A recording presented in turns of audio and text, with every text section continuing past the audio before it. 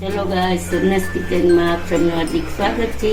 તો અત્યારે એકદમ બહુ જ ગરમી છે, તો એના માટે ઠંડક મળે એના માટે આપણે બનાવવાના છે બાફલો. તો અહીંયા મેં જુઓ 2 નંગ કેરી લીધા છે, સરસ ચોખ્ખા પાણીમાં ધોઈ અને આપણે કુકરમાં ચોખ્ખું પાણી નાખી દીધું છે અને બાફવા મૂકી દઈશું કુકર ઉપર. 6 થી 7 વિસલ કરશું આપણે. જો ગાઈસ, આપણી કેરી બાફી લીધી છે અને એનો પલ્પ કાઢી લીધું છે અને આ જે પાણી છે ને એમાં ગોટલા ધોઈ નાખ્યા છે અને આ જ પાણી આપણે યુઝ કરશું પછી પીસવામાં. તો અહીંયા હું છે ને 2 ચમચા મોટા ખાંડ નાખશું. તમે સાકર હોય તો સાકર પણ નાખી શકો છો. અને અહીંયા મેં જો 1 ચમચી લીધું છે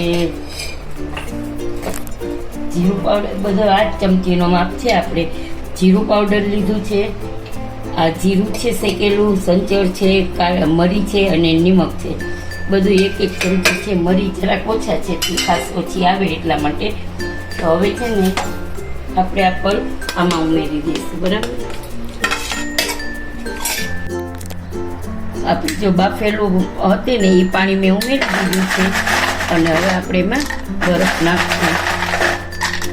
એટલે આ છે ને પછી આપણે ફેરવી દઈશું, મિક્સરમાં ફેરવી દઈશું. ચલો ગાઈસ, આજે આપણો બાફલો તૈયાર છે. મેં ગાર્નિશ કરી લીધું છે અને સર્વ કરી લીધું છે. તો જોઈ શકો છો કે આપણે આ કાચી કેરીનો સરસ બાફલો બનાવ્યો છે અને ઉનાળામાં એકદમ ઠંડક આપે. તો અમારા ઘરમાં તો ઉનાળામાં 5 થી 6 વાર તો બાફલો બને અને અમારા આખા કુટુંબની ફેવરિટ વસ્તુ છે. તો આ બાફલો તમને કેવો લાગ્યો તે જરૂરથી જણાવજો.